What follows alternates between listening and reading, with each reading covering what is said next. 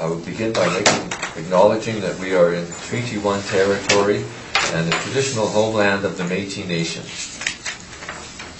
The panel today, to my left is Mr. Mark Koretsky, to my far left is Mr. Robert Phillip. I'm Robert Buss. The assessor today is Kem Wong, and our recording secretary is Carla Balshaw. We will be hearing applications for revision of the assessment roll in accordance with the Municipal Assessment Act.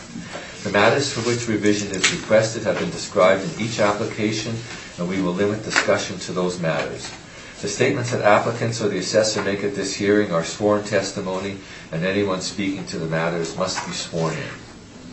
Be advised that comparisons of assessments of properties are not considered evidence of market value by the Board of Revision. The Board of Revision is appointed annually by Council and is independent of it and the City Administration.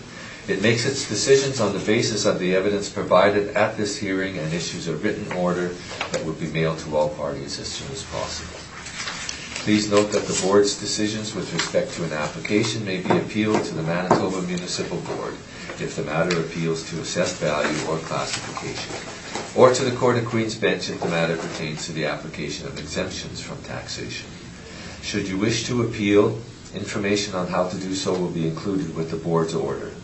With respect to the hearing process, I will confirm the matters to be addressed with each applicant following the swearing-in. We will then have the assessor's testimony followed by questions that the applicant may have, and then the applicant's testimony followed by questions. Each side will have an opportunity to summarize if they wish. Once all evidence about an application has been brought forward, the applicant may leave. The process will repeat for each item on the docket today. The session will close after all applications have been heard, and the Board will deliberate in private and make its decisions. You will receive the order by registered mail as soon as possible. As information, all public hearings are live streamed, recorded, and will be a part of the public record.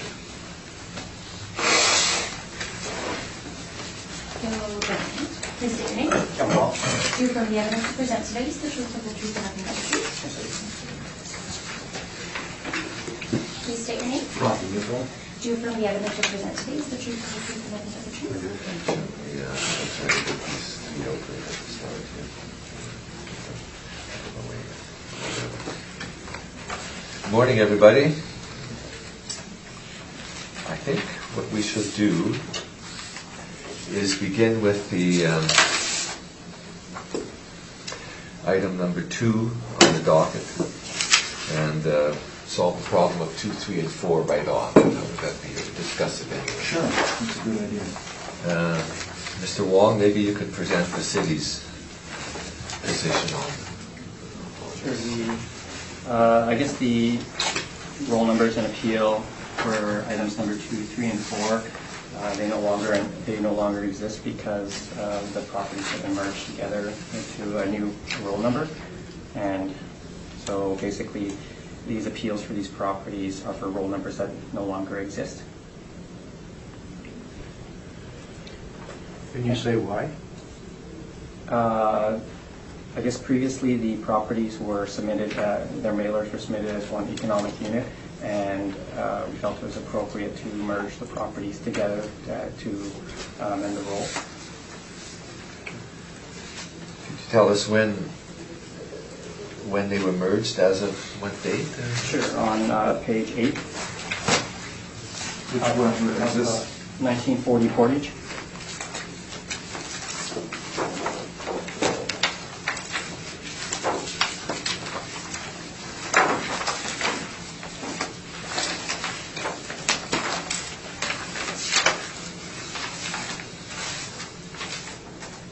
I guess on page 9 was the original notice with the old roll number, and that was sent out in June 2019.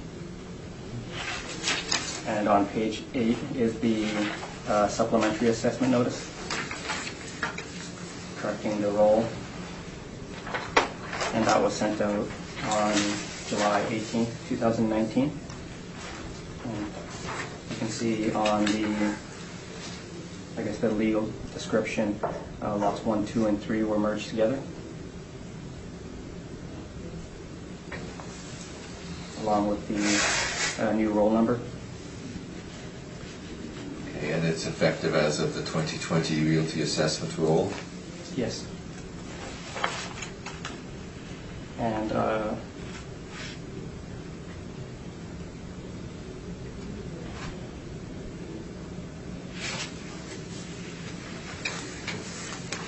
the bottom of page 8, so it says the revision and appeal process set out in Part 8 of the Municipal Assessment Act applies in respect to the amendment, except that an application for revision must be made within 20 days after the day of notice of the amendment was received by the person whom the named property was assessed. So there was opportunity to appeal the new roll number.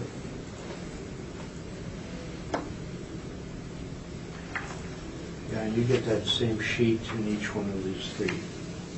Yeah.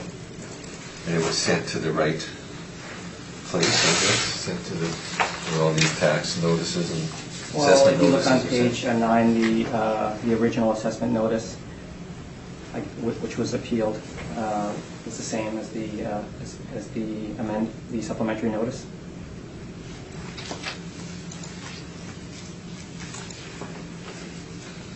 Okay, Mr. Newfeld, any comments on this?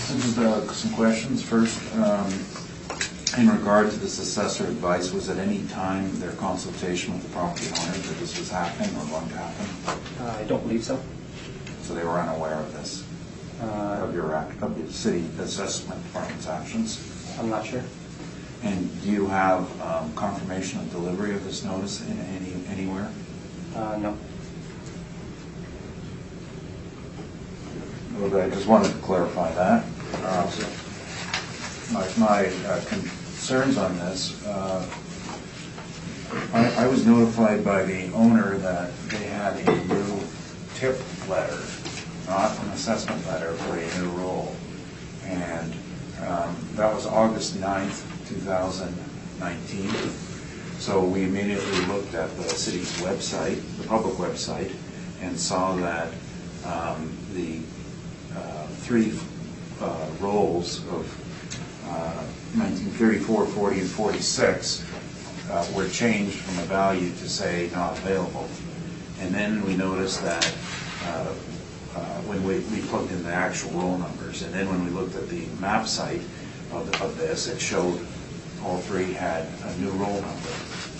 This is the first time we were aware of it when the owner got a tip payment letter. And so on that date, August 9th, one of our staff came to City Hall to look up the computer system, the online system, to see if these were on the roll, and there was nothing. That roll number did not exist when we looked it up on August 9th, 2019. The new roll number? No, it did not exist. Because we obviously, we had filed appeal in June of the three rolls, and so time is of the essence. The owner tells us, so they've gone back looking at records. They have no receipt of the supplemental notices at all, and they did not ask for this. They're not opposed to a merger of the roll, but the issue here is timing.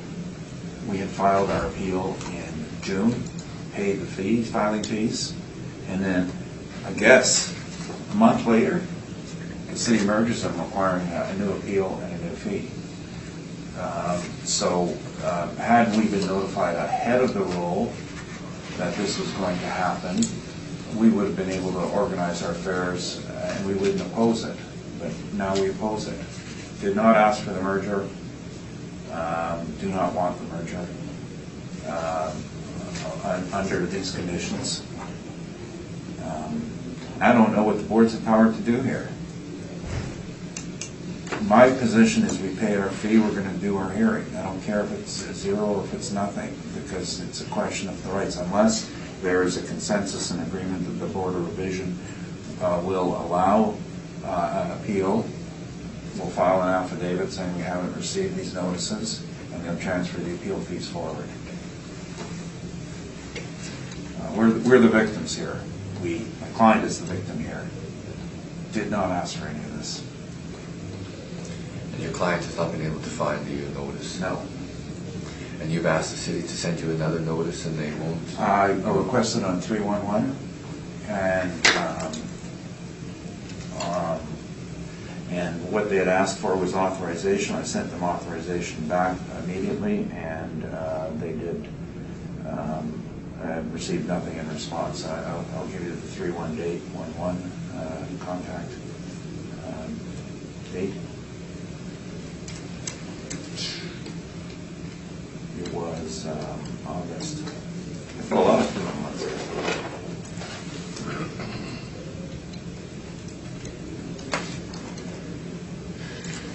Okay.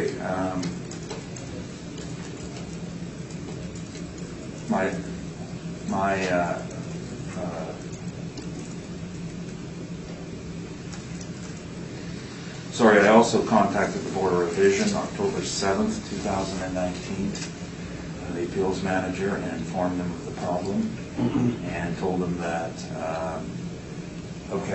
we made our 311 request on August 12th, 2019.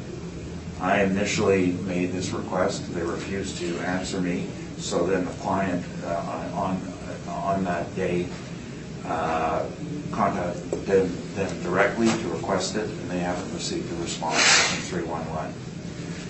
After which I contacted the Board of Revision October 7th, 2019, and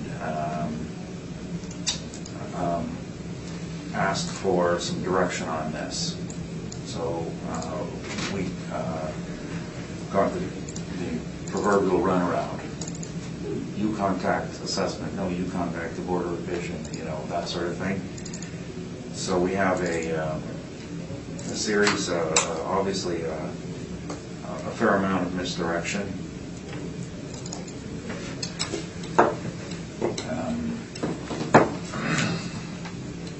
I don't know what we're supposed to do. Well, let's see if there's any questions. Mark? You have nothing to provide that would show that the notice was sent. Is that correct? No, I don't think. I don't think it's required to show proof as per the municipal board. No, the requirement Actually, as per Litchison. Reassessment years you don't have to, because the process is on a 2-year reassessment cycle. It's publicly advertised, so you don't have to provide proof of service. For supplementals, if we dispute it, you would have to provide proof of service, because the supplemental. Based on what? It's not a normal reassessment. The Act differentiates between the general reassessment and other notices.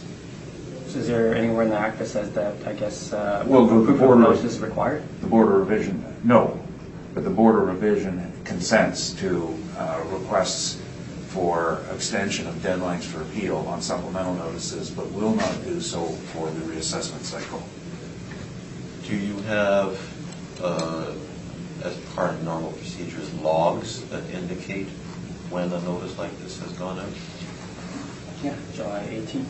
No, but some other form of logging it in your system. I'm not To sure. show that it's actually been mailed. I mean, this shows that somebody typed those letters there, but it doesn't show that it actually went out. I'm not 100% sure about that.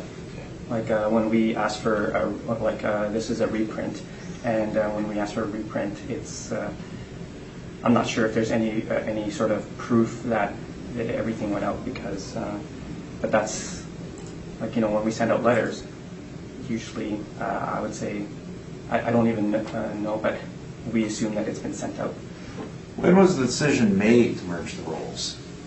I'm not sure. I think it might have been sometime, it must be prior to July 8th. At the same time that the general reassessment was released, correct? I'm not sure. The general reassessment was released June 6th. Yeah.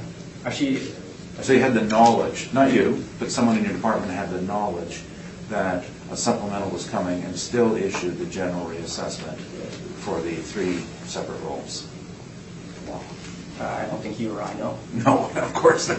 But based on your knowledge of the system, can you issue, I've never seen you issue a supplemental in record speed.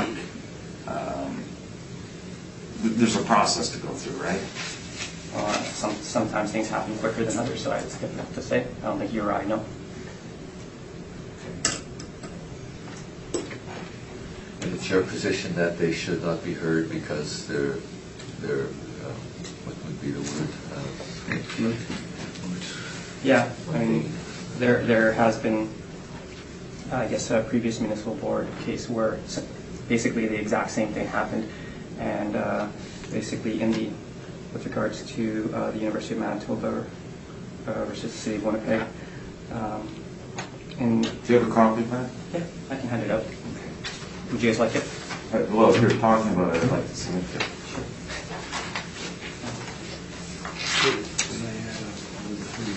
Do you know if it's the city's position that they won't send another notice? Yeah. That's their position. Supplementary notices, or I don't think there's any sort of certified letter or anything like that. No, but I mean, he said there, if you say, I didn't get the notice, I lost it, who knows, the wind blew it away, can you send me another one? Yeah. The city was not willing to do that? No, we would do, for sure. Because I think they've requested a second notice because they, Well, I mean, I'm not sure where he's getting this. I mean, is there anything in your information that supports what you've said regarding the requests? Is there anything in your information, your evidence, Right. that supports your request? Like your request for us sending you another notice? Oh, no, we haven't asked to send another notice. I thought that was what you had done. No, sorry, we had asked 311 on August 12th for a copy of this notice, yes, and no response received. Oh, and do you have the inquiry? No, I don't. Oh. Yes, go right ahead. Would you agree with me that this case with the university is actually different than this case in that the university acknowledged that they received the supplementary notice but didn't think they had to respond to it because they already had appeals in? Yeah. Whereas in this case, the applicant is saying the supplementary notice was not received, so cannot have responded to it at all. There is a difference then between these cases. I guess there would be that difference. But if the city would send another notice upon their request, then that would solve the problems. Yes, Because you could appeal that notice. That is correct, and that was not responded to. And we did go through channels. We've always been directed, it's actually, Kelly Shields had sent a message to Mr. Mercury, who I use, and says, please do not direct these requests directly to us, send them to 311. And so that's what we've been doing. And so we made the request to 311 on August 12th and didn't receive a reply. No, we have no problems with issuing, I guess, reprints of tax notices or anything like that. So Would I'm they not be sure. able to appeal the reprint? I don't think you would be able to appeal the reprint because the reprints are dated the same, meaning they would have 20 days from the date of that letter in order to appeal. And as Mr. Neufeld had mentioned, that he had looked into it well after the appeal deadline had passed. Looked into but never been served. The first time we've seen the notice was when we received our brief here, which we probably picked up late, but what was 15 days Well, ago. that was 2 weeks ago, but you were saying that... First time we've seen it, the notice. Oh. This happens sometimes where, I don't know, people claim that they didn't receive the notice and therefore we couldn't appeal. But the city has met its responsibility in terms of mailing out the assessment notices and supplementary notices, and our process is the same for all of that. And so we feel that we've done our part in terms of informing the owner of the situation, and it is our view that they did not appeal the new supplementary notice, so that's where we're at. Okay. There's two problems with that, though. One is the taxpayer never knows when the supplemental notice is coming. There is no schedule. Well, reassessment, there is. We know it's June 6th. Supplemental is a surprise. You don't get pre-warning. And the second problem here is that we did not request this. We had no expectation that one was going to come. Now, take, for example, the case of someone who's put an addition on their property or made an alteration or demolition. They know one is coming. They don't know when. Not only do we not know when, we didn't even know when it was coming. We didn't request this. Yes. Mr. Breskin, another question? Yeah. There are other situations where the applicant signs an affidavit to swear that something was not received or was handed in or whatever, and that the board accepts that. In this case, the applicant is saying that the notice was not received, ought not to have been expected, and was not received. A request was made via 311 once it was brought to their attention that there had been a notice. They asked for it, have not been given it. Given all of that, where's the harm in reissuing a supplementary with a different date and permitting 20 days notice for an appeal? I mean, if that was the case, then basically anybody that walked in the door, which might be a few people, maybe a decent number of people, they would come in and say, you know, I swear I didn't receive it, and it just would be a lot. It just delegitimizes the process that we have in terms of having filing dates, and basically it's saying that, you know, filing dates don't matter, and if you swear in an affidavit, then I could see that anybody, it's not just one person. If like it could run into the, you know, hundreds or thousands of people. Well, no, how many signing supplementals do you affidavits. issue every year? No, I'm I think talking the about. thing is, this would be a management decision. It wouldn't be up to. No. Yeah. I'm just thinking of Yeah. Bismarck's great quote, it's better we execute 10 innocent people than let one guilty one go free. We don't follow that law in Canada. I don't think we're executing anybody, but, you know, we've given notice, and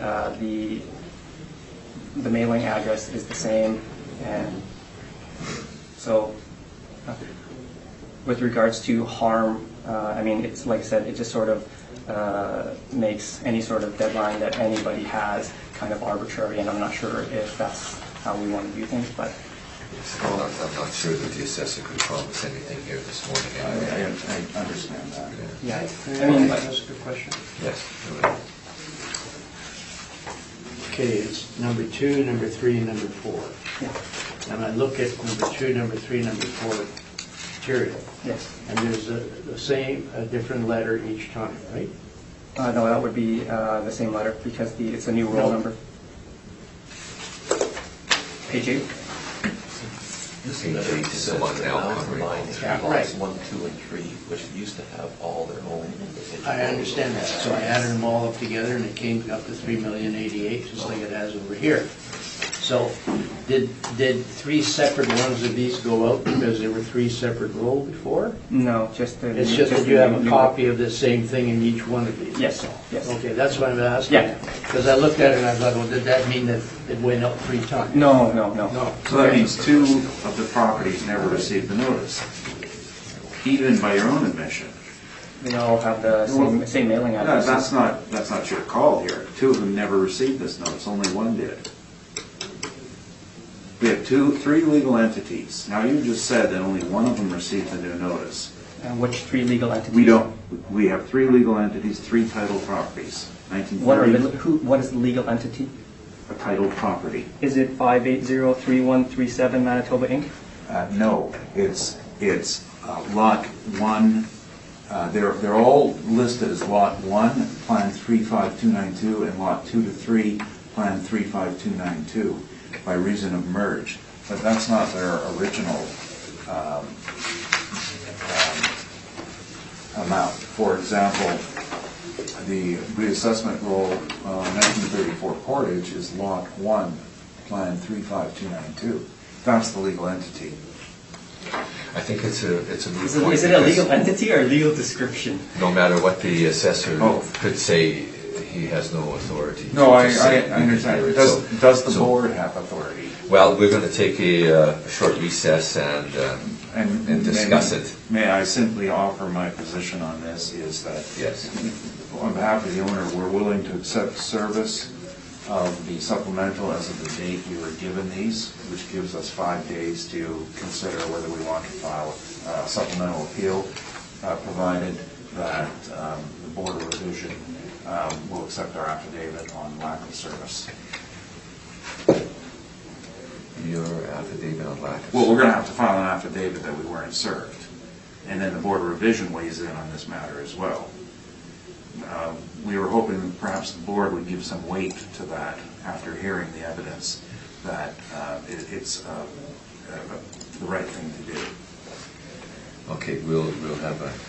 I mean, we could hear them, but... All right. We'll have a short recess. Sure. I guess or if I could just say a few words regarding, like, you know, we've everything that we've done is according to the procedure, and everything is legal.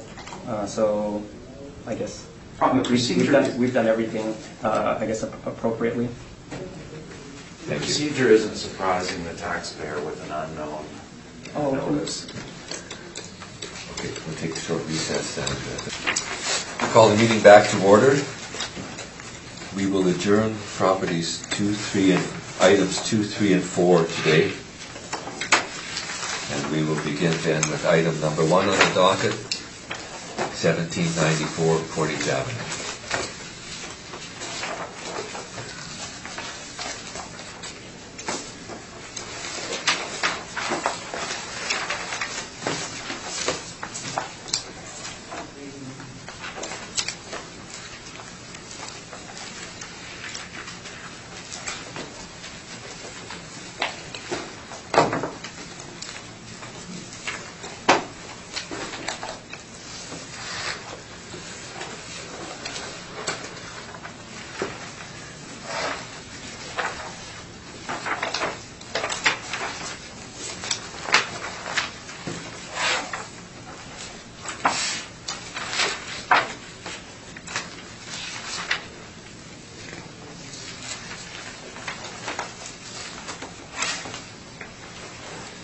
Okay, Mr. Wong, whenever you're ready.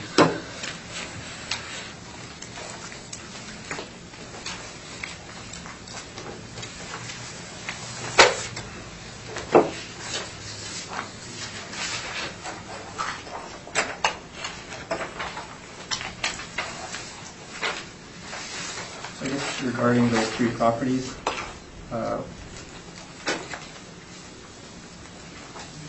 we're just adjourning them? We're going, they will be adjourned, yes. Okay. And is there any sort of reason for it, or? Mr. Neufeld has other avenues of trying to get them reorganized, so that's between him and the board. And nothing to do with us or with you, I imagine. Okay.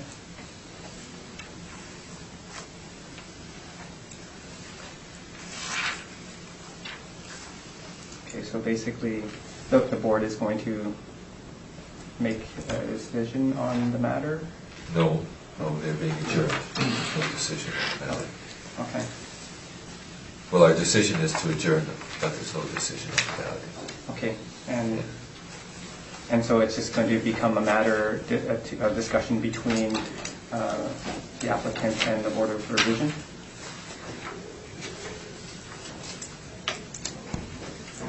It will be worked out, hopefully, to everybody's, but for now, they're being adjourned.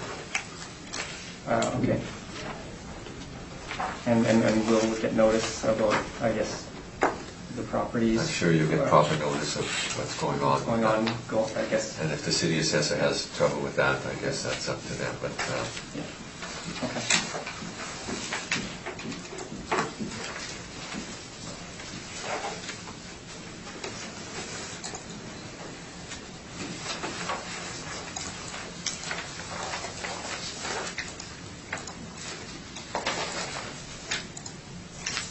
The subject property is 1794 Portage Avenue.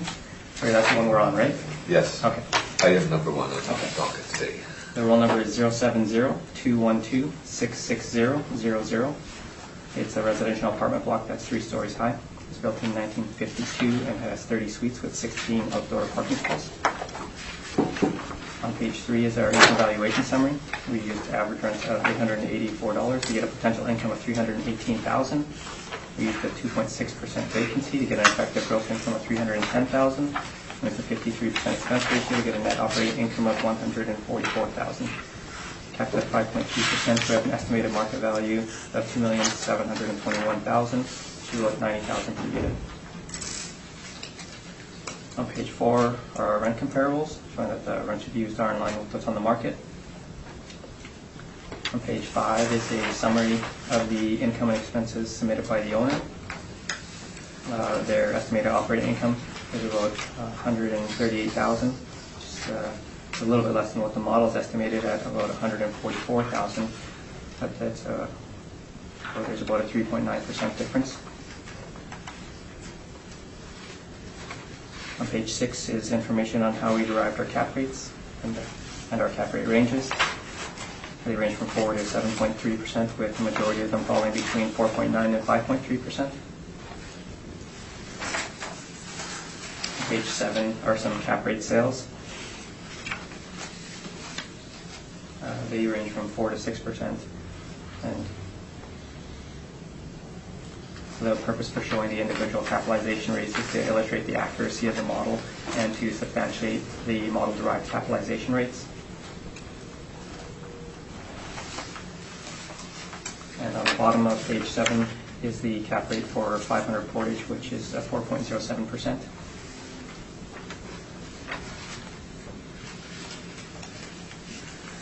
On page 9 are some pictures of the subject property with its location.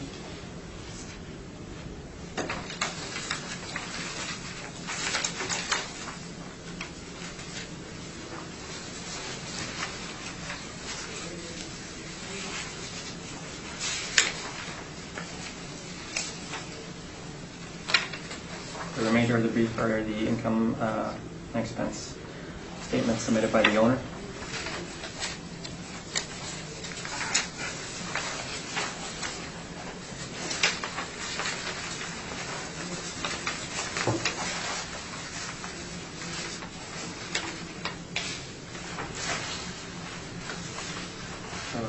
Their estimated operating income is about $138,000, and a little bit less than what the model is estimated at, $144,000. So that's a 3.9% difference. So the actual performance is in line with what the model is estimated, and I actually maintain the assessed value at $2,721,000. Very good. Thank you. Mr. Neufeld, questions of the... Yes, page 3. Is this all prepared by the model? I believe so, yes. And were there any overrides?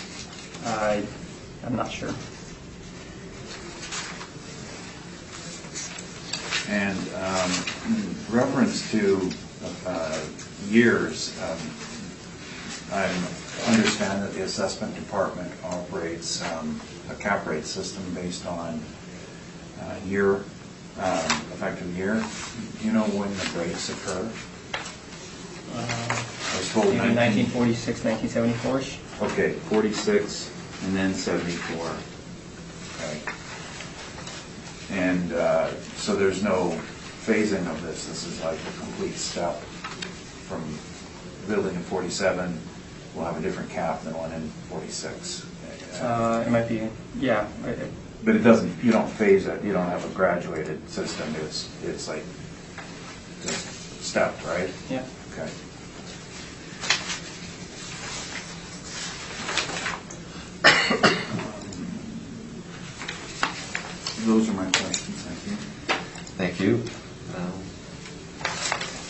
Koretsky, questions? Your assessor? Okay.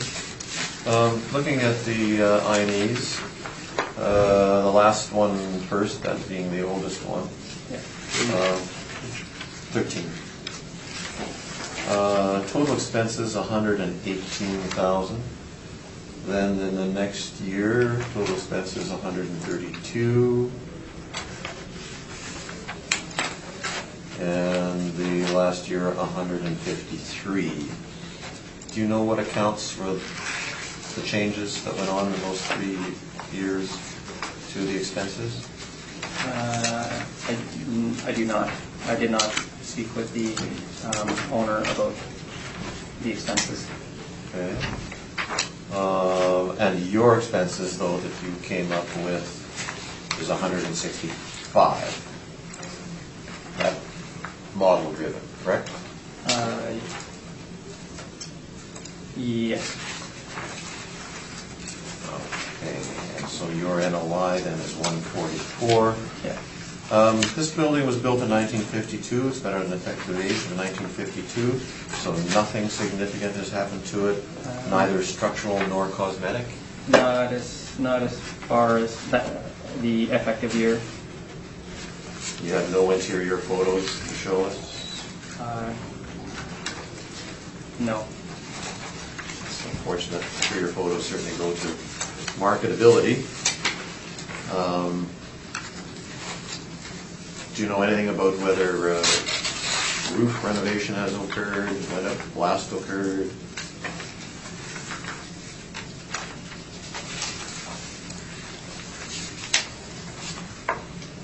No, I do not. That's all my question. Thank you. Mr. Philick?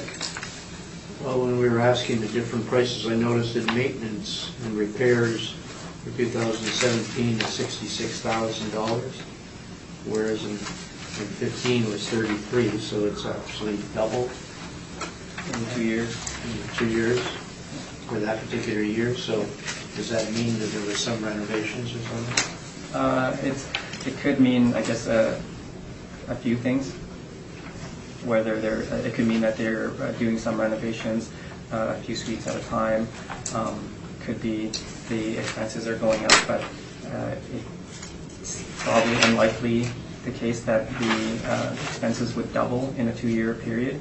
So it's difficult to say without, Something did take place above the previous years. Yeah, it seems like they're, like I said, usually when repair and maintenance goes up like that, they're, from what I've observed, they're renovating some suites and doing it as people are moving out.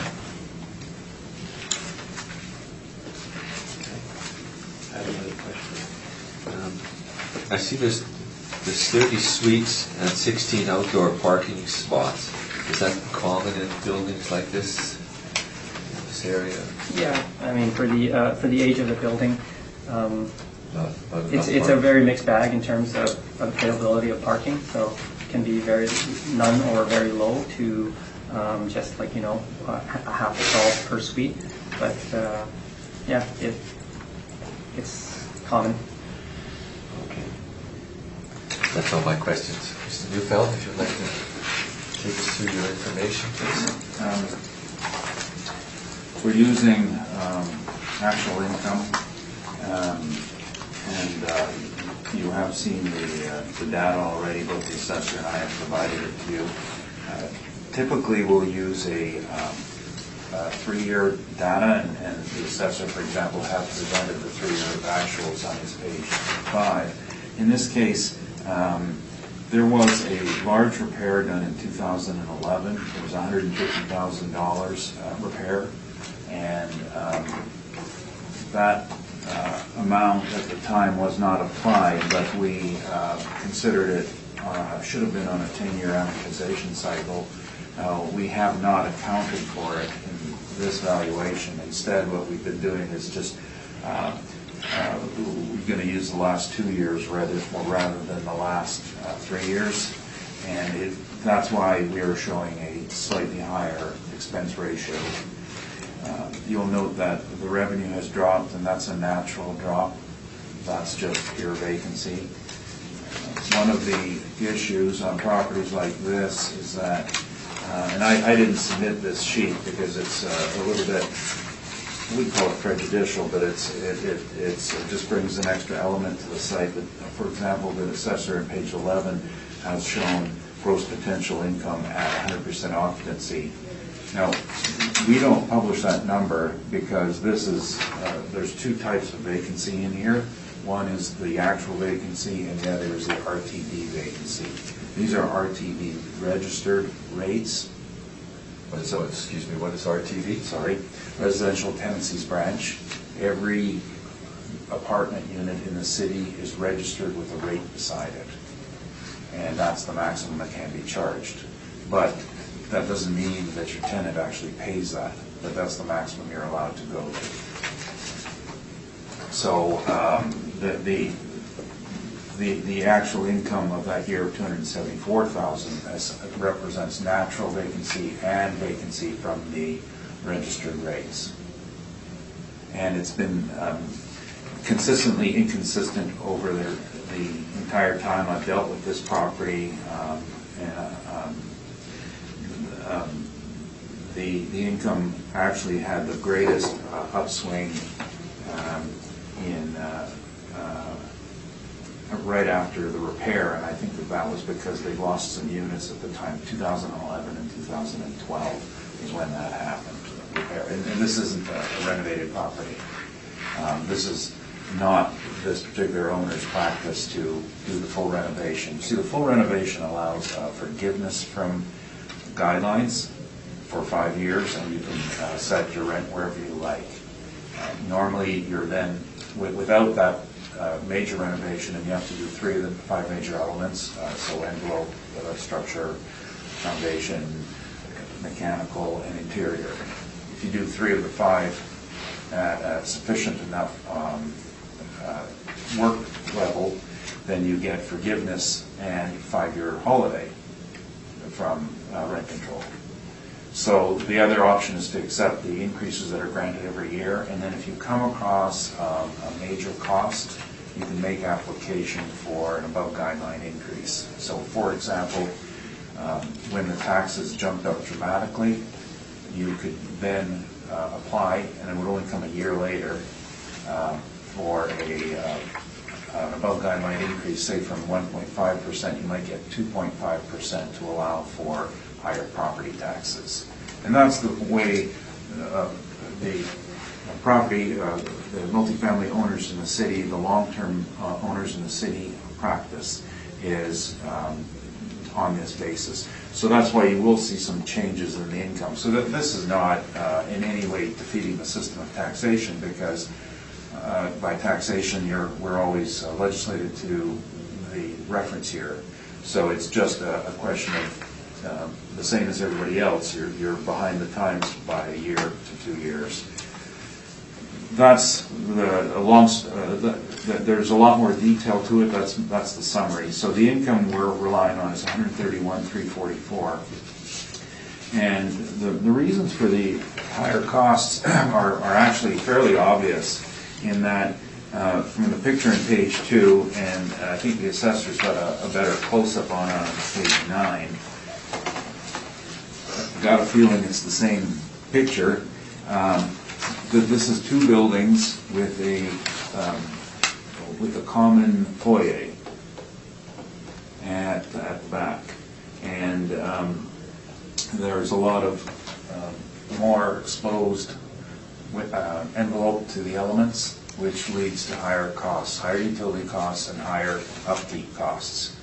The most efficient structure for an apartment is a cube, because you have fewer outside walls, and you're more thermally efficient, and less, your major repairs are caused by moisture. So we just have more exposure to it, and therefore higher costs. And that's the reason for the inconsistencies in repair costs over the years. Our major difference to the assessor, however, is income. Their potential income is $310,000, and we're at $274,000. And that's the number to focus on. As far as the cap rate is concerned, the issues with this are the lack of parking to code, 30 units would require 1.4 in current code, so that's a requirement of 42 parking stalls under current code. So at 16, this is a legal non-conforming use. The real repercussion of that is the lack of ability to attract a high-income tenant to your site. So if one wanted to renovate because you saw a potential in the market for an increase in income, you wouldn't get it because you couldn't attract the person who could afford more rent, who has a car. You're focusing on the people who are depending on the bus. That's an element to be considered in capitalization. Is there an upside? Lack of upside. Bachelors are again not desirable units, so that was a factor in it. We look at year built as being a factor because of the higher costs, and quality and condition we speak to in what I just told you about the manner in which this was built. Our cap rate comparables are on page 33 and 34, and those are the comparables, and then the Collier's cap chart is on page 22, and multifamily, this would be considered a multifamily low-rise. Personally, I don't think it would fit into our investment category unless there was a portfolio on it. Our categories are listed on page 20, a B building, wood frame construction, which we fit, well-maintained, minor deferred capital expense we fit, age 20 to 40 years, we don't fit that, and average quality suburban location, we fit that. So we put it at the highest level of B in Colliers, which is 6.5%. And then comparables to speak of, probably the ones that are most comparable to this are 1830 Portage, which just down the street. This was, and I'm opening the door here, I know we will probably hear some rebuttal information on this. Be very clear on this. This was my involvement in the sale. I was an advisor. This was based on the actual income. The owner had passed away, or one of the partners had passed away, and the family desired to sell it. They spent a year or two fixing it up, so the costs were higher going into this period, and when it was fixed up, they put it on the market for sale, just like bringing a used car to the market. You don't bring a dirty old car to the market with dents in it, you take it to the detailer to fix it up to get a better cost on it. And they advertised it for sale for some time, and the only offer they received was from my client, who had been managing it prior to that, arm's length relationship, $975,000, 6.58% cap rate. There was a small commercial component in the back, 1952 construction. Another one to look at, and I'm looking at unrenovated sales, is on page 34, which you'll hear from later in the day, 600 Charles. I appraised this property for the sale, 7.04%. Thank you, that's my presentation. Thank you. Mr. Wong, any questions of Mr. Neufeld on this information? I guess regarding, you were talking about, I guess, lack of parking or not meeting code for the amount of parking stalls? Yes. Legal non-conforming use. Legal non-conforming use. Do you have any sort of support for how much that might affect the cap rate? Yeah, I can point to some examples. A modern building on page 33 and 34, we have two examples to speak to, both on Ward. One sold as fully absorbed, the other was a project cost, and they ended up capping more aggressively, and the rents are well above $1,000, and they were built to current code. So the concept there is that it's just common sense. If you want $1,200 a month rent, you need a double income double income means 1 or 2 cars. To get those people in, you have to have parking to attract people who can afford the higher rent. And if your business is dealing with people who can't afford a car and take the bus, you're getting lower rent. So when you go to looking at a site for full renovation, it's taken into account, and exceptions would be made in areas where the demand is high and the lifestyle are different. For example, Corridon would... Oh, sorry, I was just saying, like, do you have any... Well, I'm pointing support to those examples as being able to achieve higher rent and desire in the marketplace. Okay, so you're basing off those adjustments off of common sense? With experience. Okay. Okay.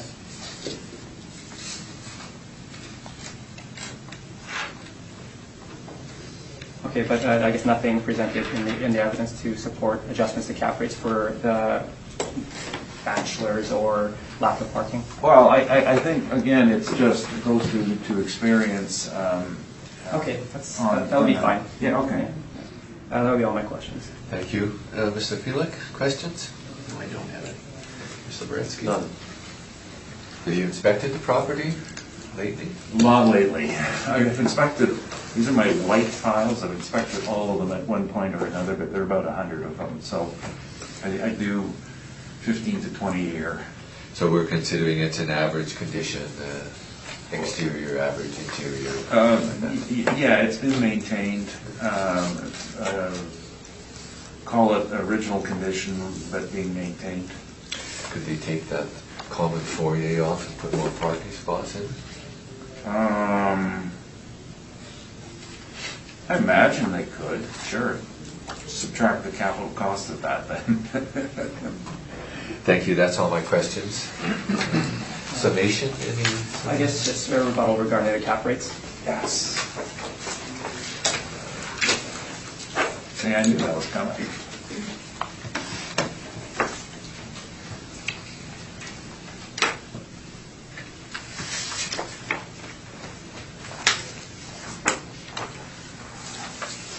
Thank you.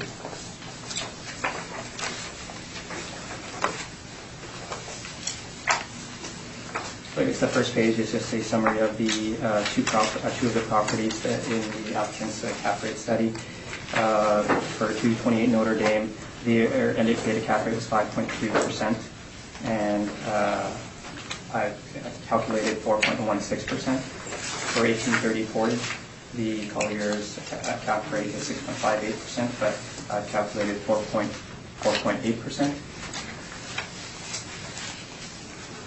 And on page 3 is how the cap rate for 228 Notre Dame was calculated. So it was based off of the information in those charts. Okay. And on page 5 is the same calculation for 1830 Portage.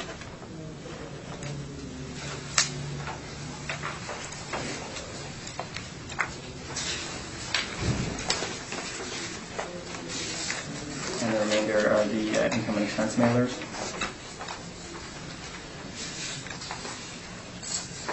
So when you look at the performance of the property, these are the cap rates that are indicated, and they are very much in line with what the assessment and taxation department's cap rates are.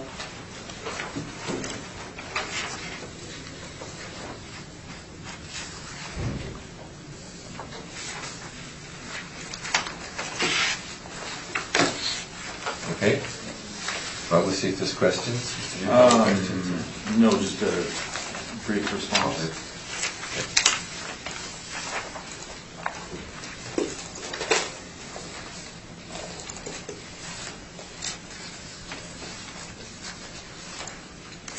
Oh, you want to go ahead now? There were no questions. Well, you give your response, and then Oh, we'll see okay. if the panel members have... As to both of these sites, both were purchased by my client. I acted as the advisor on the sales. I can guarantee you that they did not look at these forms to calculate their value. Specifically, a couple of points I would mention on 1830 Portage Avenue. What page are you on? 10, 11, 12. From a review of the maintenance and repair, the final year was 37,000. Previous years were 24,000 and 16,000. So I did tell you that they were spending money in the last few years to spruce it up for sale.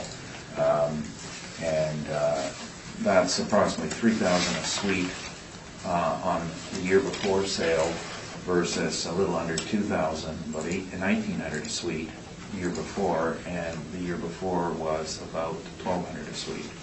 So they ramped up. I knew they ramped up. We knew they ramped up. They were making it, putting it in better condition for sale. And I know that this form wasn't relied on. The income and the pro forma that was done for the sale is not what is provided to the city.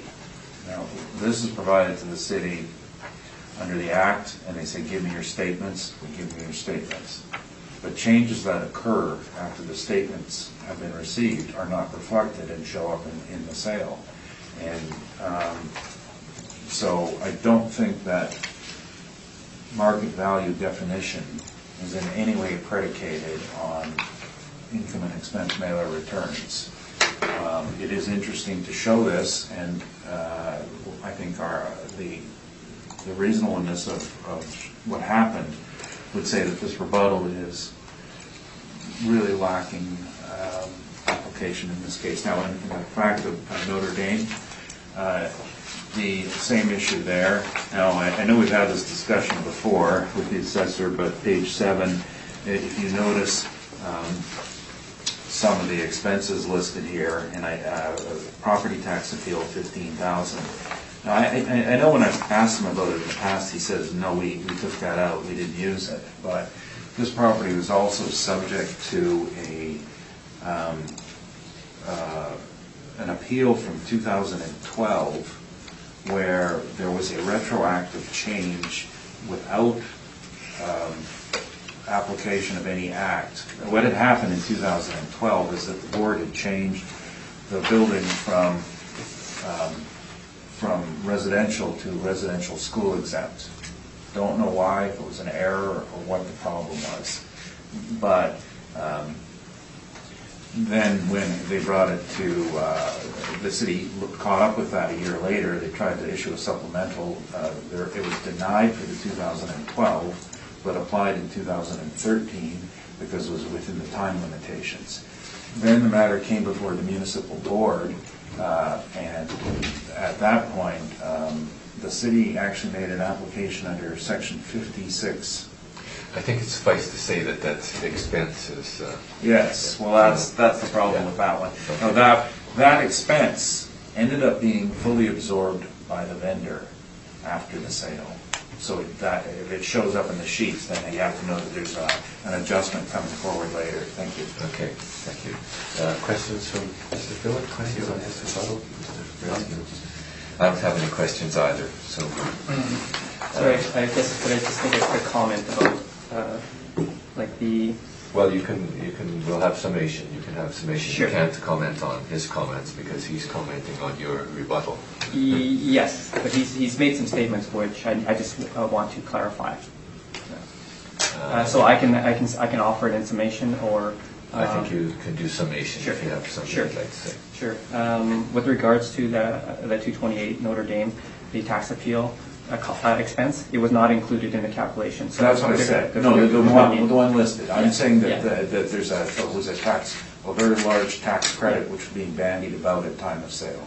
Okay. And for the 1830 Portage, where the expenses were fairly high in 2015, I did not use those expenses to try to calculate the cap rate. I only used the expenses from 2014 and 13, which were more normal years of operating expense, and so that's what was done. Thank you. Mr. Neufeld, any summation? That's the summation. Well, yes. I mean, it's, as I said before, it's the difference between the mailer and what happens in real life is why we're at these hearings. And the mailer was not intended to to try to capture cap rates. The mailer's intent was to capture revenue and expenses in order to create flow. That's what the act says. So now it's being used as a defense of an assessment appeal, and which is an entirely new purpose and function for it. As such, it has to be subject to better scrutiny. The sale is always based on what we call the meeting of the minds. You have to get to the point where the people made the decision and find out from them what went into your decision making that created this cap. And it has never been the mailer.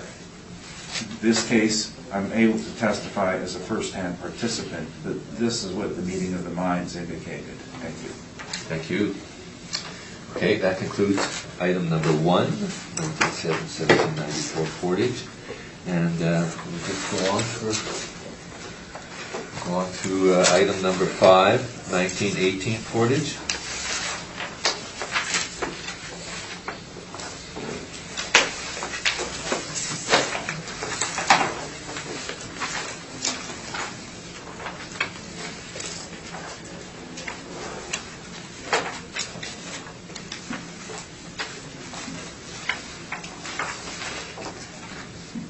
Perhaps some of the information on the capitalization rate to set that we've heard now. And okay, Mr. Wong, whenever you're.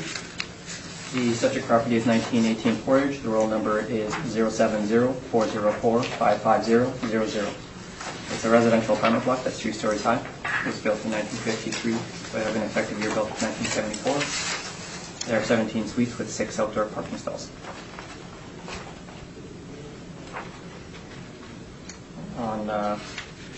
On page 2 is the sales history of the subject property. The September 6, 2018 sale is post-reference. Please do not give any weight to that. On page 3 is our income valuation summary. We use average rents of $814 to get a gross potential income of $166,000. Use a 2.6% vacancy to get an effective gross income of $161,000. Use a 45% expense ratio to get a net operating income of $88,000. Kept at 5.1%, we have an estimated market value of $1,744,000, which is about $102,000 per unit. On page 4 are our rent comparables, showing that the rents we've used are in line with what's on the market. On page 5 is a summary of the income and expenses submitted by the owner. Their estimated operating income is about $86,000, which is in line with what the model is estimated at $88,000. On page 6 and 7 is information on how we derived our cap rates and some cap rate sales.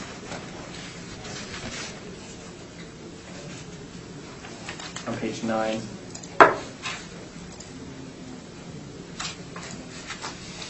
are some pictures of the subject property. Page 10 are some interior pictures of the subject property with some information.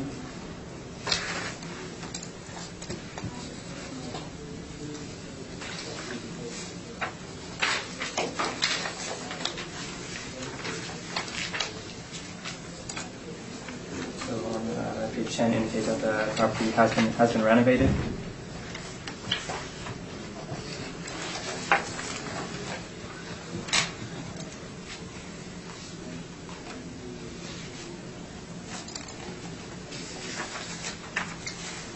When you look at the actual performance of the subject property, it's in line with the model. So I maintain the assessed value at $1,744,000. Thank you. Mr. Newfeld, questions? Page 3, is this all from the model? I believe so, yes. Now, on page 5, this is your workup, I take it? Yeah, it's a summary of the income and expenses that are on the back of my brief. Right. Now, in past appeals, I know that you and I have discussed this a fair amount, but it's fair to say that we tend to, when you do this, you and I do tend to generally follow the same system in that is we try to average expenses out and use the last year of income, because income tends to rise. Is that a fair characterization of the typical approach? Typically, yes. Now, in this case, of course, you didn't do this. You used the average, correct? Yes. Now, is there any reason you could find for the decline in the income? No.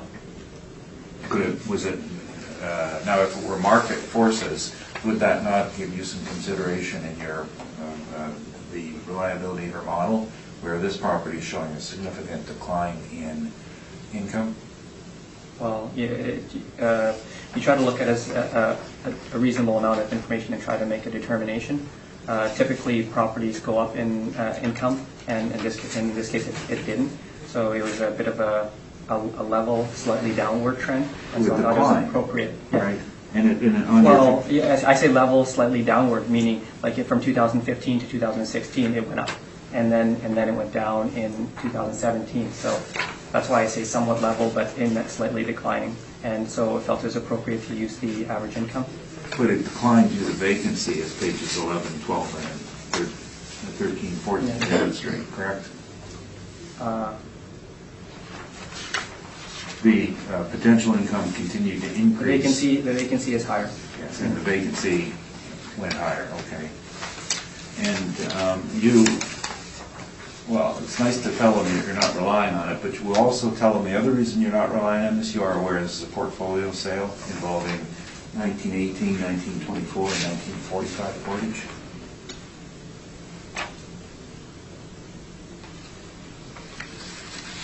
I'm not sure, just that it was registered at land titles in terms of the sale price and the sworn value. We've already heard 1945 portage in another day, and the same issue came up, so you didn't look into it after that? No. And do you have the renovation date?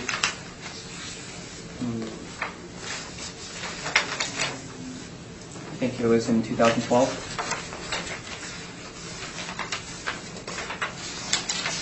Yeah, I was just wondering, Do you know? You didn't put a permit in here, did you?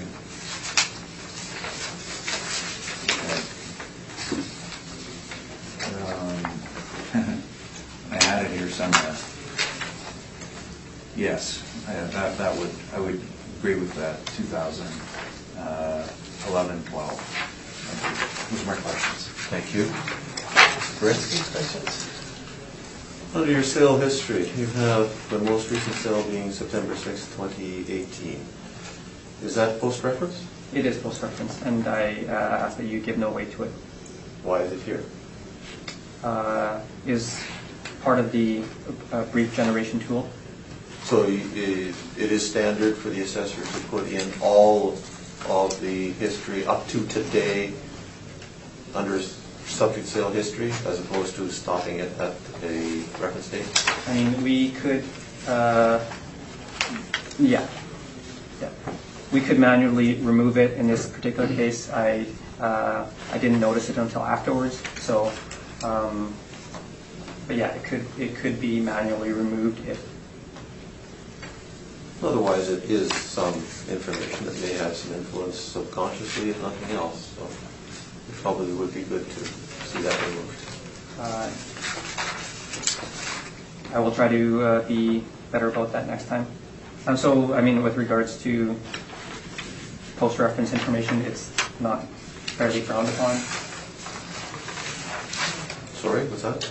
Like, would that be fairly frowned upon, like post-reference information? Yeah. Yeah. Okay. We must disregard it. Yes. Therefore, it shouldn't be brought in front of us and Yes. put under our noses. Okay. These pictures on page 10, do you know if they are from 1918, 1924, or 1945 portage? I do not know if which building it is from. It is just information that was provided on the property manager's website. Right. Were all three buildings renovated at that same time, likely 2012, and done to the same sort of standard? I can't say for sure, but I know looking at 1918 and 1924, they look identical. From the outside? Yes. That's all my questions. Thank you. Mr. Philick, No, I have no questions. do you know how much was spent in 2012 with permit value or anything like that?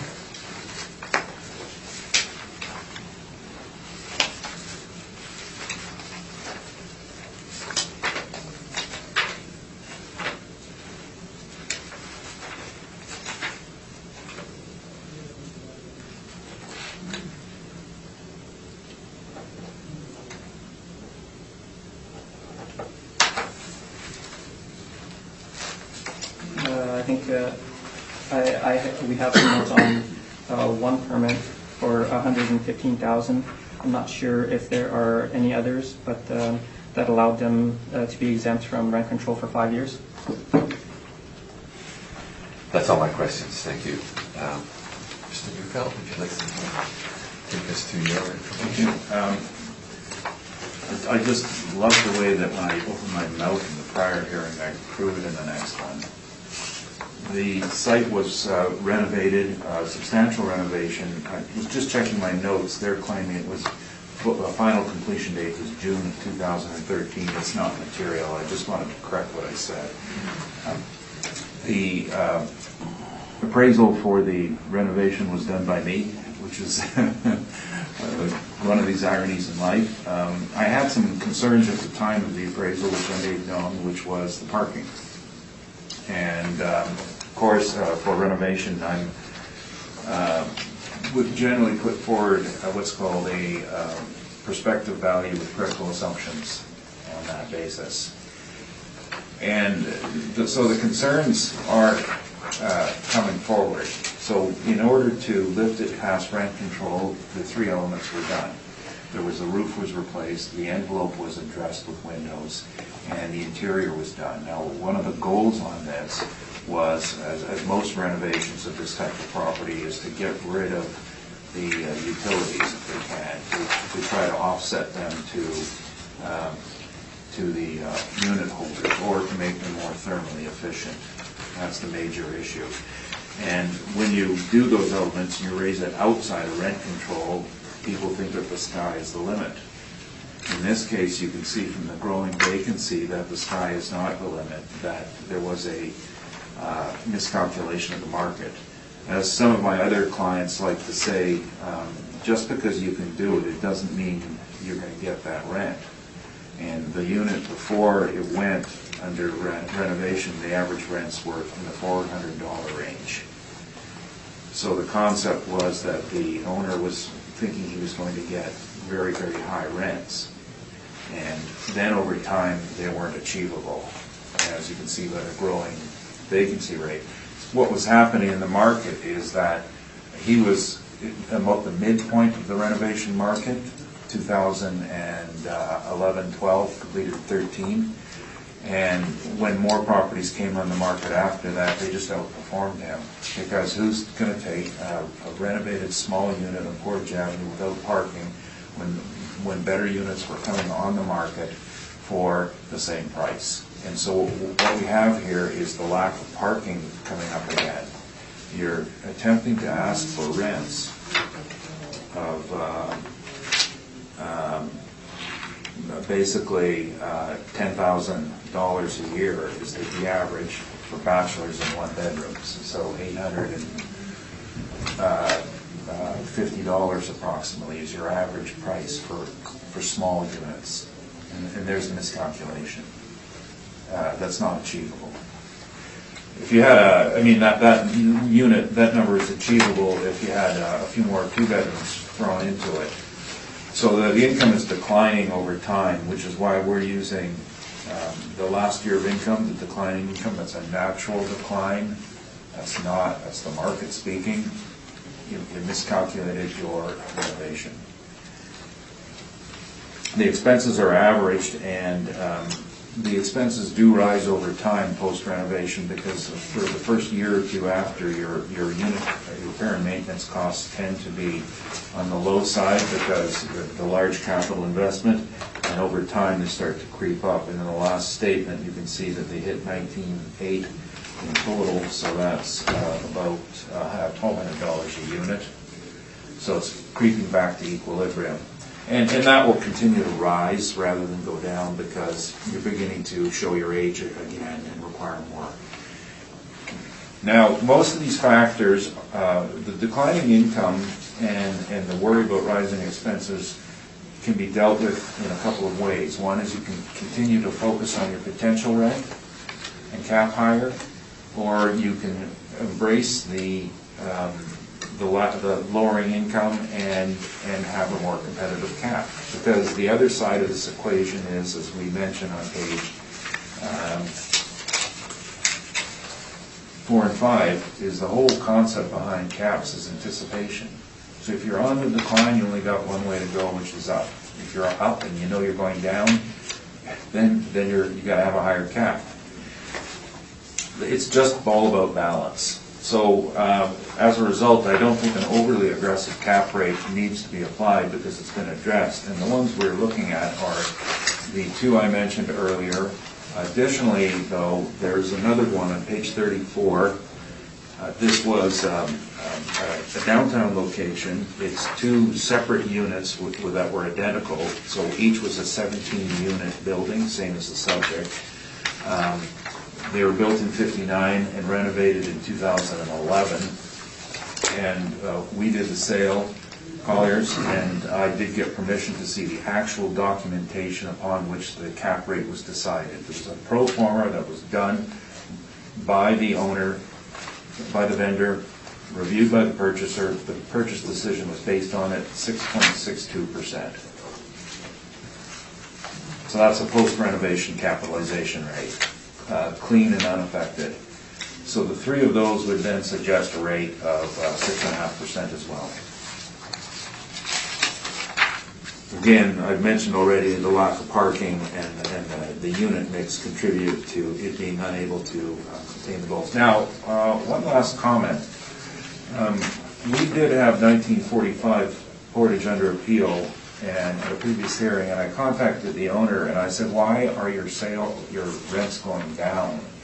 And I can't tell you what he said because it is rather privileged, but I can say only that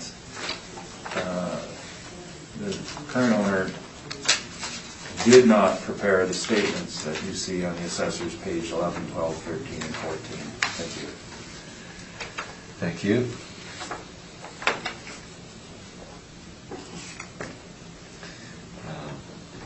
Mr. Wong, any questions of Mr. Neufeld and his brief?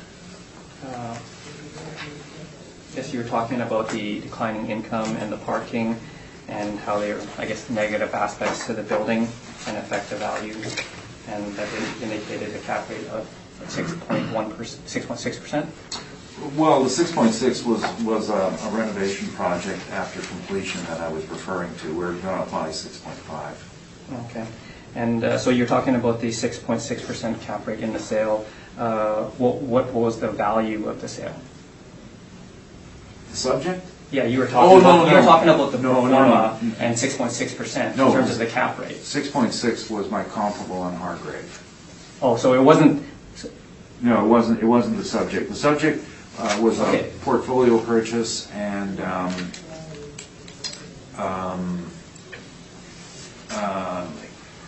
I would say that my professional opinion is that whatever transpired in that sale is not likely going to meet the definitions of market value. Okay. Yeah. No, I was going to say you're talking about the performance. No. I thought you were talking about the subject property. No, the the 6.6. 6.6 example was the one in Hargrave. Oh, okay. The declining performance is the subject. You did the appraisal for the property I did the appraisal for the renovation project. in 2012, or I don't recall the exact time. It may have preceded that because it was before the project was underway. okay. Or actually, one of them had been done, and one was in the midst, and one was going to be happening. All three of the units. Okay, so it was from a while ago. That's why Yeah. that was a mistake on the dates, is because there were three of them, and yes, they started in 11, but they were sequenced, and the final one was done in 13. Yeah, so around 2012. Yes. Okay. Okay, that's all my questions. Thank you. Mr. Bretsky, questions? This and the other two units, is the construction identical? Yes. Yeah, they were similar to begin with, and same contractor, same designer, small differences in layout, but I did inspect the one that was complete, the one that was under construction, and the one that was, and they all had the same plan. The one that we're dealing with, you mentioned the roof was redone?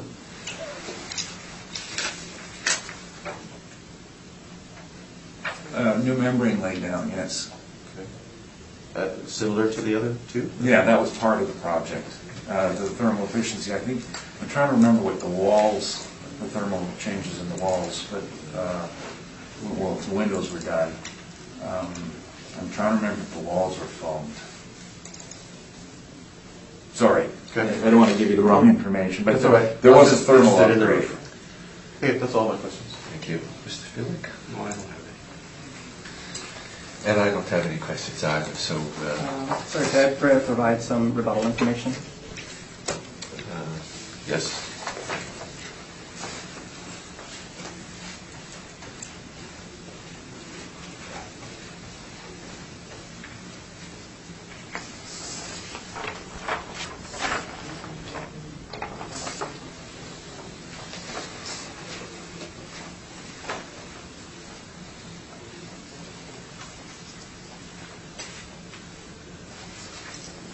Would you like to?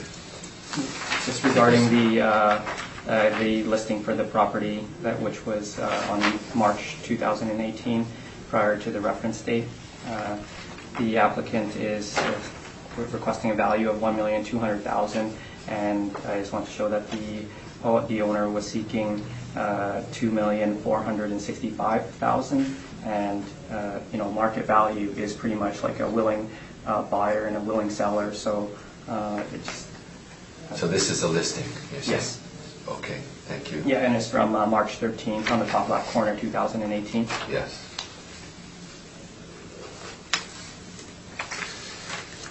Mr. Phillips? It's a listing.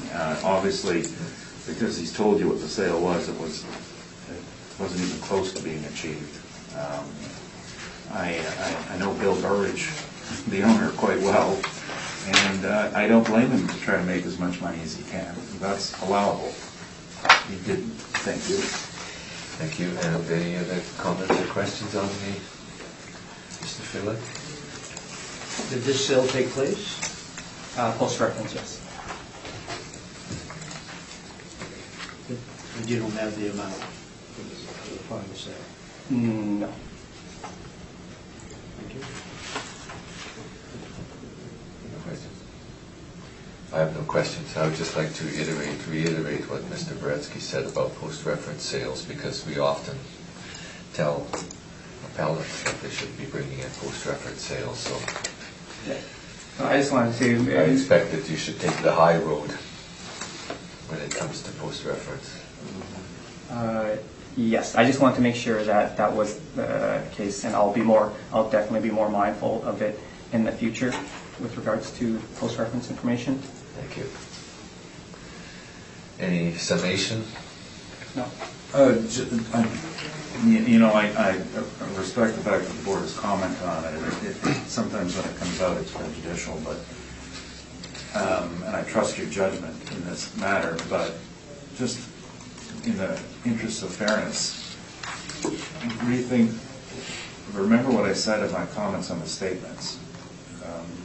The purchaser did not prepare the statements you saw, and the ramifications on any sale. Thank you. Thank you. And we will take a short recess. Thank you. We'll call the meeting back to order. And we will begin with item number 6 on the docket, 2026 Portage Avenue.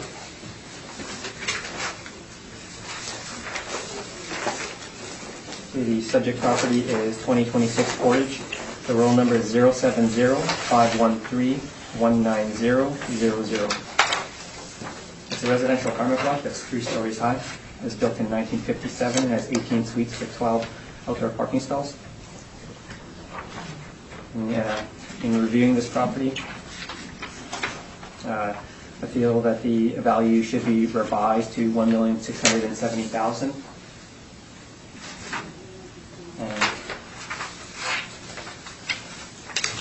If you go to page 5, it's based off of a slightly lower NOI of $88,000 as compared to the model's $96,000.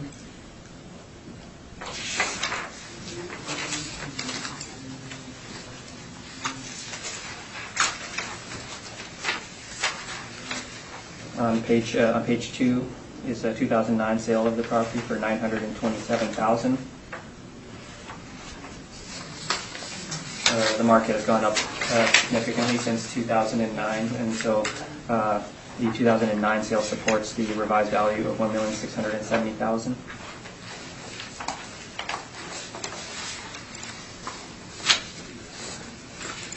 Mr. Neufeld, I assume the recommendation is not to your liking?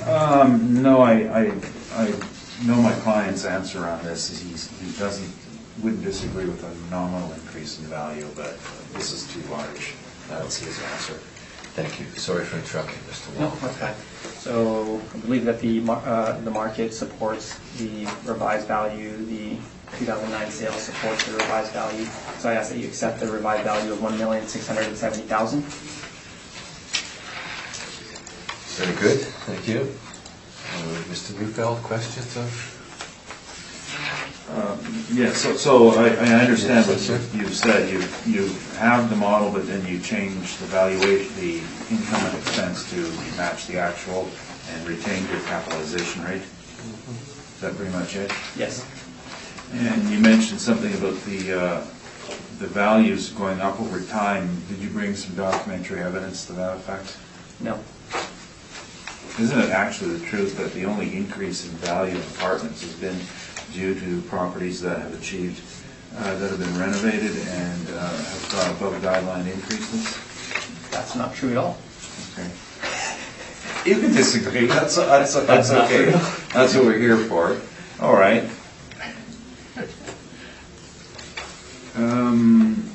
Those are my questions, thank you. All right, thank you. We'll see if the panel has any questions. Mr. Philic? No, I went through and I understand how we calculated and so forth, and so I have no questions of this. Okay, thank you. Mr. Boretsky? Well, sorry, I was obviously elsewhere. You had been using an NOI of 96,258. Yes. You're now using an NOI of 88,493. 493. Yeah, that'll be on page 5. Yep. Okay. Yeah. He took the actual. On page 5, the calculation is at the bottom. Added back interest. Yeah. I've got it. Okay, thanks very much. So this property hasn't undergone any renovations of any major kind? It's still at the original age? Based off of the effective year built, yes, and I don't believe that if there has been work done, which definitely happens sometimes without permits and maybe without our knowledge, but in this particular case, it seems like a standard 1957 building. Have you been out at the property lately? I have not inspected the property. Thank you, that's all my questions. Mr. Neufeld, if you would like to take us through your... Thank you. I'll just deal with the capitalization rate then. The assessor had no market evidence of this supposed increase in value. I have some to show you. Now, bear in mind that what I'm referring to are rates provided by our brokerage department, and the brokerage department calculates their cap rates slightly differently than an appraiser or an assessor would, in that they include, they call it a capitalization rate to the purchaser, so therefore they include land title transfer fees, leasing, sales commissions, and costs after sale. So they're not exactly the same. What that ends up doing is decreasing the capitalization rate, and it is produced for marketing. So on page 17 is the one from 2016. At that time, the broker rate was 475 to 575. That's the range. Then 2 years later, in our reference period, that has gone up from 5% to 6%. So we're actually showing higher capitalization rates on the brokerage side.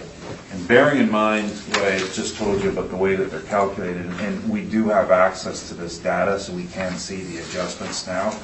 As of earlier this year, I now have access to the computer system in the great corporation of Colliers International to see how these are done, and we have adjusted them downwards as indicated on page 22, and for reasons explained on page 21. So this is what the range is for an appraiser or an assessor, is 5.5 on a low end to a high end of 6.75, depending on low-rise, high-rise, and this is definitely at the upper end of the scale. It's not a great investment-grade property. The reasons that this one has been slightly better than some of the other ones, which I've discussed, even some by the same owner, is that there is a bit more parking and is a bit newer. But mostly, with our long experience in the property, we've had extremely stable expenses. There was that 1 year in 2016 that was upward a bit, but prior to that, there's been no changes that no high costs, no high repair costs that it has experienced. Been very stable over the period, and I'm going back a decade. There was one bad year in 2013, but other than that, it's been stable. So it's with a stable, more stable income. It is of more interest than the other ones we discussed today, and additionally, the revenue has generally been positive. There was a dip in 2016, which of course coincided with higher expenses, and that would have been just some turnover costs were higher 1 year. They result with, like, this company will, every time a unit is vacated, they'll do a thorough review and replace and fix whatever needs to be fixed. So if they have to replace the rug, they'll do it. If some appliances have hit the end of the road, they'll replace them. So in 2016, revenue dropped. So that's a natural drop due to vacancy. And with the drop, with the increase in vacancy, that means they had more unit turnover, so that's why the expenses were higher. But I think we toured this facility with an assessor at one point about 4 years ago, and so it is much more stable than the last one we had seen. So that's why we're only looking at 6.25 as a rate, and I've already gone through those already. Thank you very much. That's it. I thank you. We'll see if the assessor has any questions. So you're talking about, I guess, the cap rates from 2016 and 2018 for your page 17 and 19? Or Yeah, those are the broker's rates. Yeah. And did you also say that they were kind of investment grade type properties that were? Right. The standards on those properties are listed on page 20, and as an apartment, we don't meet the B because we're. Okay. This one is 62 years old. So do you think the majority of the apartments in Winnipeg would meet this requirement?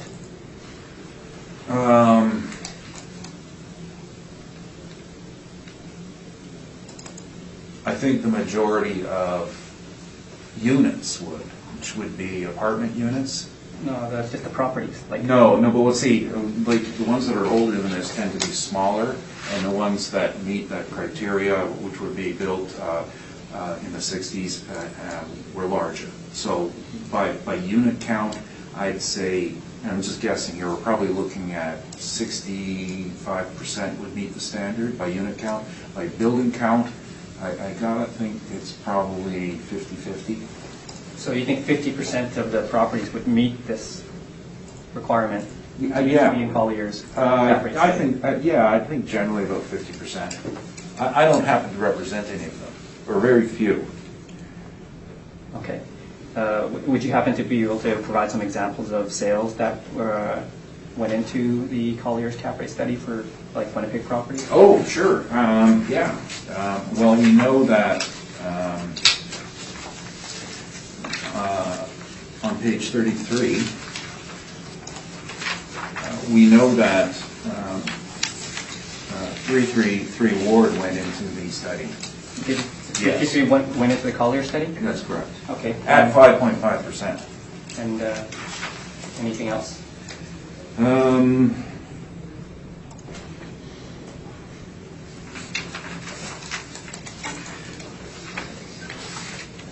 On these properties we have listed, no, I don't think any of them hit the grade.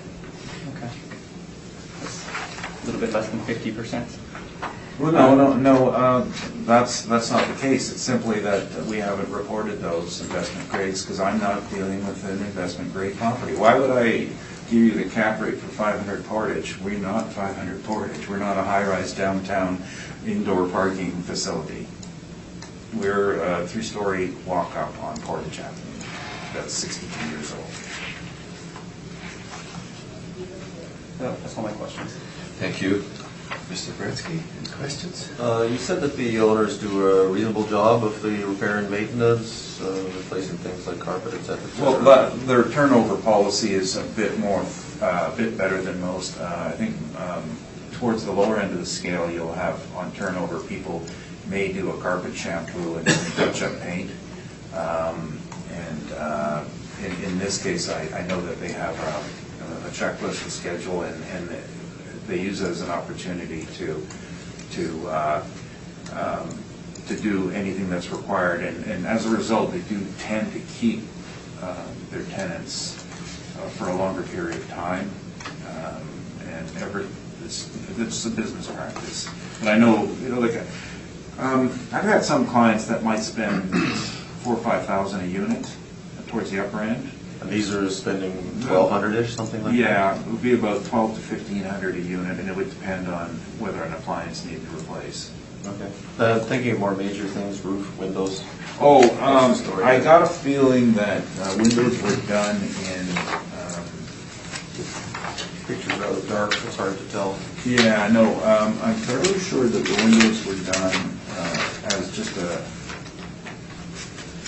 2000... Where I had the number here on my expenses.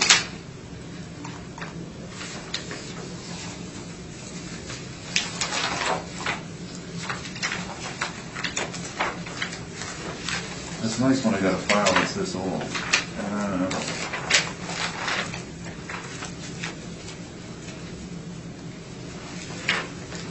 I can't find the exact date, but it was about 8 years ago, I believe, the windows were done. And at the time, it showed up as a very large expense item, and of course, we did not argue. Here we go.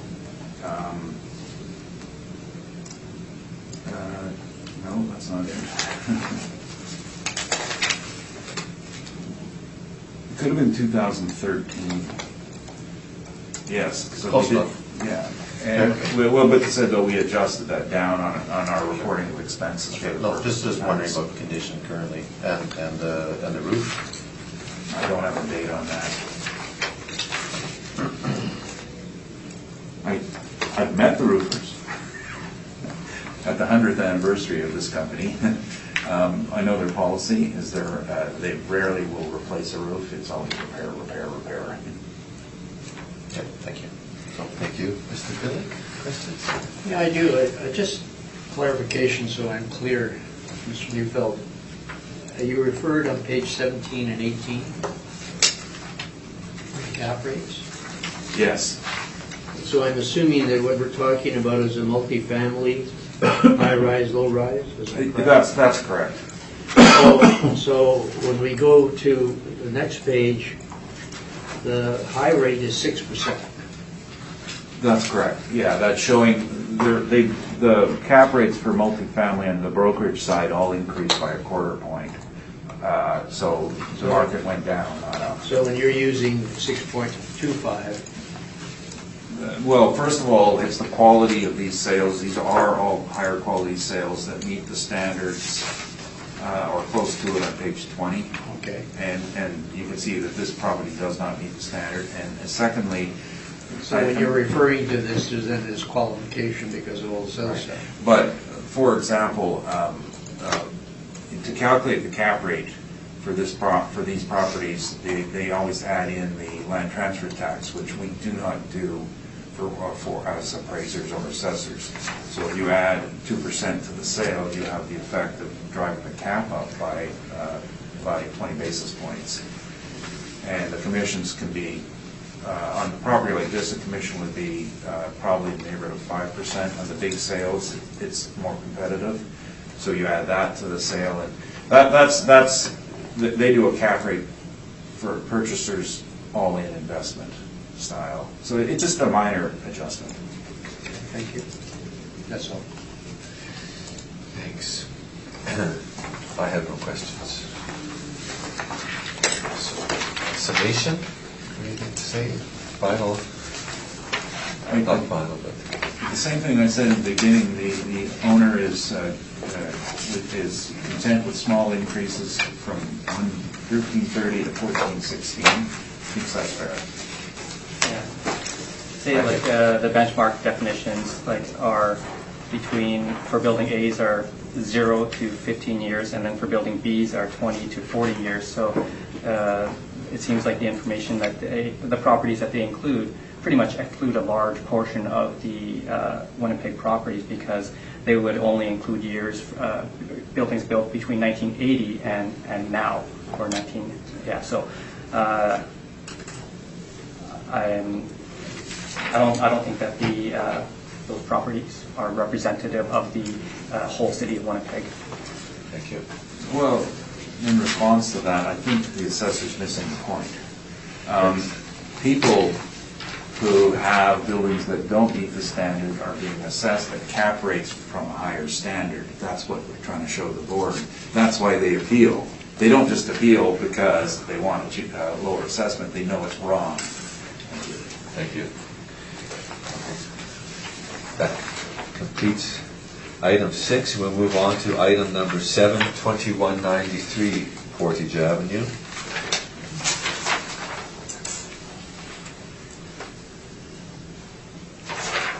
The subject property is 2193 Portage. The roll number is 070-500-570. It's a residential apartment block that's 3 stories high.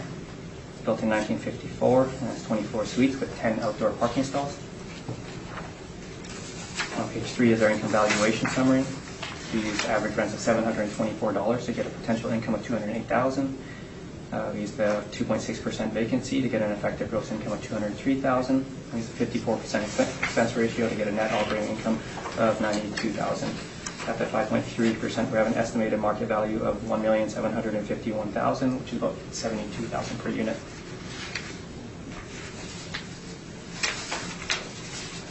On page 4 are some rent comparables showing that the rents reviews are online with what's in the market. On page 5 is a summary of the income and expenses submitted by the owner. Their estimated NOI is about $95,000, which is in line, a little bit higher than what the model is estimated at $92,000. On page 6 and 7 is information on how we derived our cap rates and some cap rate sales.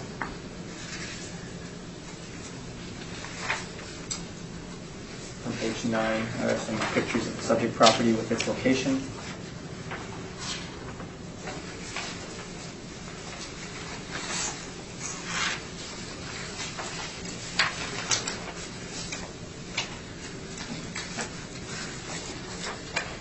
So the actual performance of the property is a little bit higher than what the model is estimating. So I actually maintain the assessed value at $1,751,000. Thank you.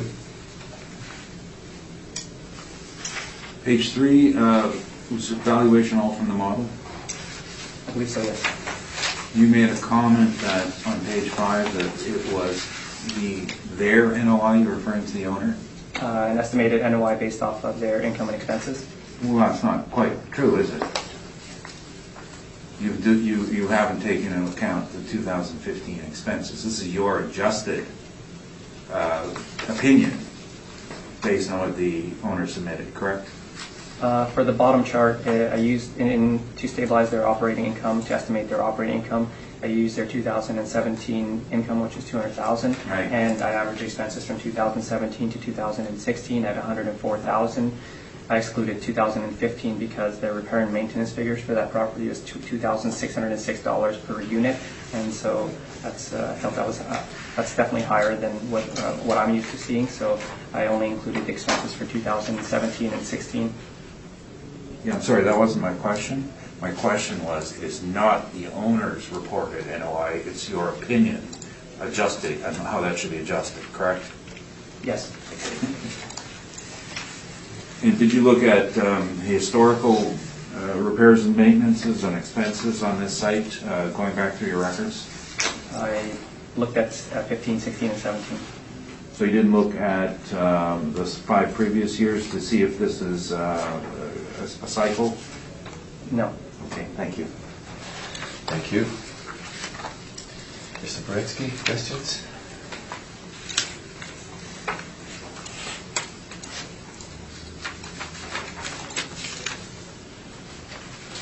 I guess this is, a fairly familiar story, 1954, year built, 1954, effective year, so nothing significant is done in the building to your knowledge. Not as far as I know. The repair and maintenance, what does that work out to? I haven't tried to calculate it. Do you know what it works out to on a monthly basis? On page 5. Page 5. There- Oh, I see there, okay. Yeah, All that's right. the repair and maintenance per unit. Got it, okay. Yeah. Thanks very much, that's all my questions. Thank you. Mr. Feeler, questions?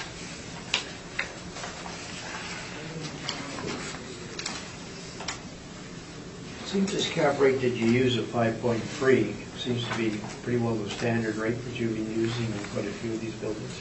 Yeah, 4.9, like a lot of the properties fall in the 4.9 to 5.3 range.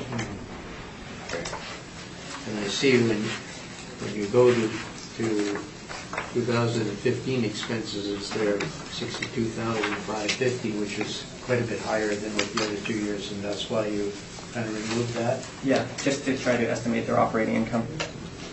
Okay. And you don't think, okay, that's fine. Thank you, that's all I have. Thank you. I have a question also about the cap rates. Would it be, is it your position that the cap rates used in the study to create these numbers on page 7 Yeah. or page 6 it should be, do you think they would have less parking stalls and suites, be similar to all the ones we've seen today, and this one as well has 10 stalls, 24 suites? Would the sales go into making up this cap rate? Would they be the same? Yes, like the effective year built of some of these properties fall right in line with a lot of the properties that we've heard today. And like I said, like some of the properties, they only have, say, 8 parking stalls for 16 units. That's just what it is. But it doesn't mean that the property doesn't sell. Doesn't mean that the property doesn't sell for a fair market amount of money. It still does. And so these are an example of some of the sales that went into producing the model. And with regards to like we validate the accuracy of our values by putting them up against the sale prices, and our estimated values, model values, are very accurate, based off of ratio studies, and we meet IAAO standards with regards to how accurate our model is, and with regards to the values, and those values are based off of the cap rates that we are presenting with all our properties. So I'm not questioning the model so much as I'm questioning the sales, that because Mr. Neufeld has said a few times, I think, that the cap rates are based on more investment grade properties, larger properties, etc. Yeah. But it's your opinion that it's these 3-story walk-ups and stuff that are helping to drive these cap rates? Yes, our cap rates are derived from sales within the city. So that's where we get these cap rates from. Okay, thank you. That's all my questions. Mr. Neufeld, I'd like to... Starting with the income and expenses, one of the problems with trying to stabilize these is, that, just trying to point out that what the assessor did on his page 5 was, didn't like the year, so take it out. That's not what you're supposed to do. If you don't like the year, you find out why, and then make a decision. And the why is quite simple. 2016 is the lowest expenses they've reported in 6 years. 2015 is the highest they've reported in 6 years. Makes sense. The average over, I just sat here and went back 6 years, is 115,000. Now, the 7th year Sir, back, can I see some of the information that's gone back 6 years? it's all been submitted to you. Where? Well, do you want me to just give you the numbers then? Well, no, I was just wanted to go No, through. I think let him continue and, Yeah, I'm just taking it as briefly presented. So you've got the data, but the point is that if you have a problem with the year, extend the window would be the first thing to see if there's an issue here. And over the last 6 years, it's varied from a low of 99 to a high of 130. And in between, those are the last years that one the assessor excluded, one he included, the one that was beneficial for their particular argument. I'm not saying they're customizing their argument. I'm simply saying that you don't make this decision without greater review. The average over 6 years is $115,000 on expenses. So what we've done in here, using a number of 113,000, is done the right approach, because the lowest and the highest. And it could be for all sorts of things. It could simply be a posting issue. The year end's coming up. We posted it on the last year instead of the new year. That's why appraisers have jobs, so that we can look at these things and make a judgment. And the judgment isn't, we can look into this particular line item and see if that was the case. We can look at the statistical information that we have going back for a long period of time. So we're very comfortable saying. Now, incidentally, on the revenue side, during the same period, revenue steadily increased, which is what you should see in a property. Steady increase, RTV increases, be offset some years, be higher, some years lower, and that's going to be natural vacancies. Expenses are expected to fluctuate wildly. Reasons are, as I mentioned before, you could have a turnover year and spend more money that year. 2, bad winter. These are all gross leases. Bad winter, higher heat costs. 3, unforeseen repairs that you have to do. It can be a lump sum repair, and it's an expensive repair. That's what we try to do. So our NOI is 86,664 on what I believe to be a very strong, stabilized basis. That does differ from the assessor's 92,000. Part of that is the income. Of course, we're using 200,000, and after vacancy, I'm using 203,000, and so that's half of the difference. The other half are on the expense side.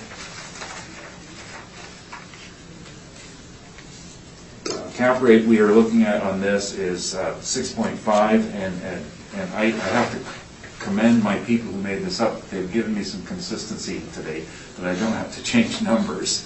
The last one I said to you, I liked the consistent nature of the expenses and the predictability. So would an investor, so he could risk a lower cap. This one is wild. What we're real problem with all of these expenses are, if I'm an investor and looking at it, said, so you mean I've got a fluctuation of $30,000 a year in my expenses from high to low? I don't like that. How do I know I can pay my mortgage the year that they're high? And why I'm going to get hit with income taxes on the year they're low? They want to see consistency, which is why I went to 6.5. In addition, of course, we have 9 reported parking stalls for 24 units, which is worse than the last one we saw. That's my presentation. Thank you. thank you. We'll see if Mr. Wong has any questions. No questions. No questions. Mr. Felix? I just wanted to pick up on something that Mr. Neufeld stated. I ended up, when I do repairs, it's going to happen sometime. right? Yeah. Doesn't happen every year, it happens. So future years get the benefit of that expense that you incurred in 2015. So 2016 and 2017 gets the benefit of it, even though my expenses are not as high in those 2 years because it all occurred in that 2015. So you're justifying the fact of using that expense because there is a benefit to the other years that are now lower. Right, and that's a valid point, and that's why we average them out. So that's why I'm just suggesting that's Right. your theory.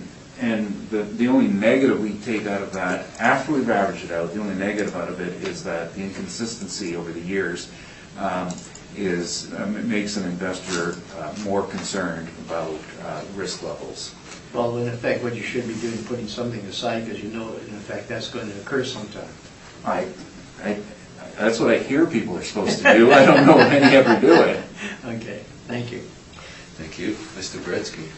Just on that point, though, repair, significant repair expenditure might not result in more income. No.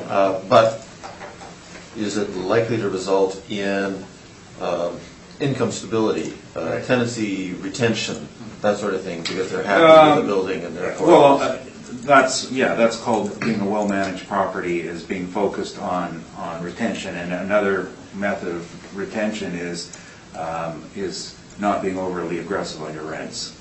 Not this particular client, but I once was working for an apartment owner, and we toured the suites, and the tenants were so happy because he had put out rat poison.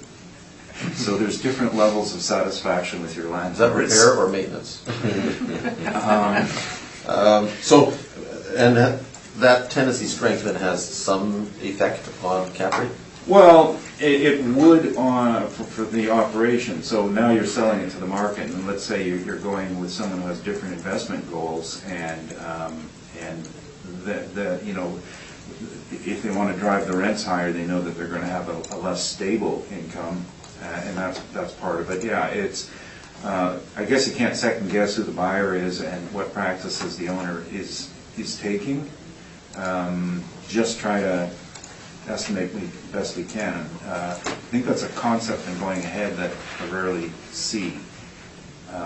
Most people, when they invest, they look at the past history, they project how they would run it differently, whether there's some savings to be done. Sometimes they're right, sometimes they're wrong. And the one we brought today on 1918 Portage, they made a mistake. They were wrong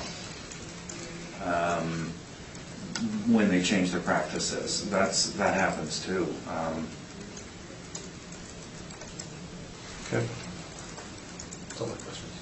Okay, thank you. I have a question about the cap rates. You just said something about the people who make them up for you or consistent to date.